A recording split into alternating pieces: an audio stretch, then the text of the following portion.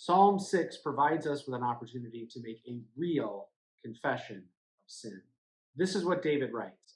O Lord, rebuke me not in your anger, nor discipline me in your wrath.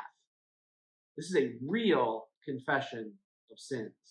David is not saying, Lord, please don't be mad at me because what I did wasn't really that bad. What he's saying is, Lord, I know that I am sinful. I know that I have fallen short. I know that I deserve your wrath. And we do the same thing. I mean, when we confess in the divine service that we are by nature sinful and unclean, I mean, don't just say those words without thinking about them. Those are impactful words. That's an opportunity for you to make a real confession of sin before God. And what do we recognize when we make that confession? Is there any reason why the Lord should choose to love us and save us? And let me clue you in on this. It's not because of your confession, all right? It's not like, God, I feel really, really sorry for this, so I think you can see that I'm trying, so please forgive me.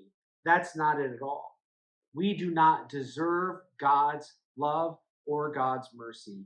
We deserve only God's wrath. And there's nothing that we can do to stop that wrath from being poured out. But David writes in verses 6 and 7, I am weary with my moaning. Every night I flood my bed with tears. I drench my couch with my weeping. My eye wastes away because of grief. It grows weak because of my foes.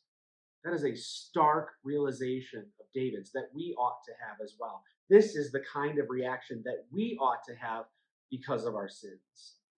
My foes, my sinful nature, the sinfulness of those around me, and the devil, they would delight in keeping me away from God and to keep me in the despair of my sin. But here's the good news. And David writes about this in verses 8 through 10.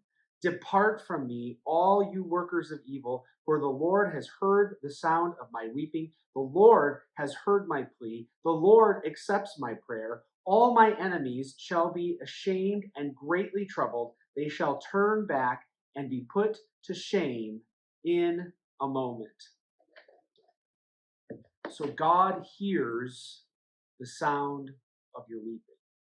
And it's not because you are weeping that God forgives you. It's because of his grace and it's because of his mercy. He accepts your prayers and puts all of your enemies under his feet, sin, death, and the devil. He puts them to shame despite your sin. He does this for you despite your inability, despite your failure to do anything to bring you into a proper relationship with Christ. God has had mercy upon you and all of mankind by sending his son, Jesus Christ, to be the one who was the recipient of that wrath of God, the one who would endure God's wrath as your substitute. And so when we confess our sins, it has two parts. First, that we confess our sins, and second, that we receive absolution from the pastor as from God himself, not doubting but firmly believing that by it our sins are truly forgiven before God.